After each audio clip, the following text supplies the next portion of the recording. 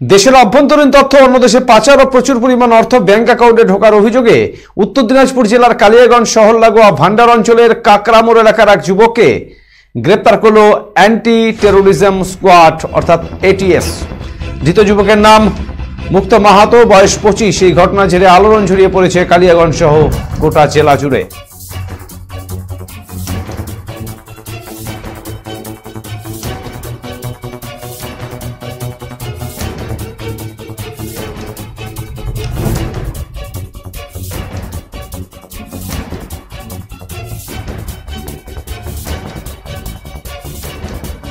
নিত্যানন্দ মন্ডল এই যে ছেলেটিকে ধরে নিয়ে গেল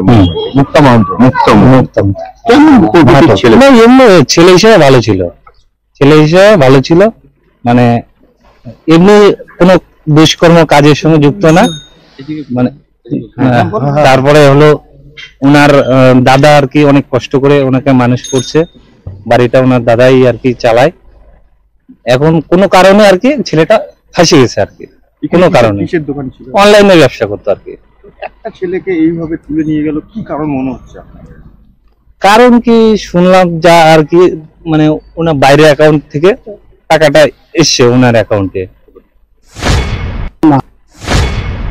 এখন ওখানে কম্পিউটার আছে, ইয়ে করে ওই দোকান আছে। আচ্ছা, ওই দোকানে ওখানটার মধ্যে থেকে 2000 টাকা ঢুকে গেছিল, ওই টাকাটা আবার রিটার্ন করে দিয়ে এমনি পাওয়ার তো আমি এই ঘর থেকে বাড়ি। এমনি আপনার ছেলে কেমন ছিল বাড়িতে? এমনি কিরকম করতো বাড়িতে?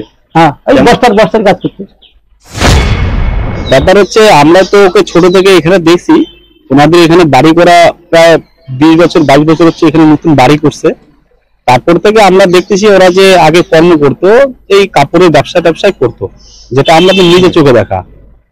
এখন দেখতেছি আস্তে আস্তে উন্নয়ন তো সবাই করবে, নিজের কর্ম করবে। এই ছেলে যে এই কাজের সঙ্গে জড়িত আছে সেটা কিন্তু আমিও কিন্তু ওই আপনাদের পত্রিকা হিসাবে বা মিডিয়া বা যে তোমার পেপারেই আমি কিন্তু দেখতে পেলাম বা শুনতে পেলাম। তো আজকের পেপারে আমি দেখে আমিও তো অবাক খাই গেছি, গ্রামবাসী অবাক খাই গেছে। শুক্রবার মুক্ত মাহাতোকে মুম্বাই এটিএস লাগের সিজন কোর্টে প্রডিউস করে এবং তার বিরুদ্ধে অভিযোগ অফিসিয়াল সিক্রেট অ্যাক্টের 120 আইপিসির অভিযোগে কোর্টে প্রডিউস করা হয় এবং ট্রানজিট রিমান্ডে মুম্বাই নিয়ে যাওয়ার জন্য প্রেয়ার করা হয়। তার বিরুদ্ধে অভিযোগ ছিল সে ভারতের কিছু গোপন তথ্য বাইরে পাচার করার অভিযোগ। কোর্ট সমস্ত তথ্য বিবেচনা করে তাকে 3 দিনের ট্রানজিট রিমান্ড দিয়েছে এবং 18 তারিখে সকাল 11টার সময় মুম্বাই থানা কোর্টে তাকে প্রডিউস করতে অর্ডার দিয়েছেন।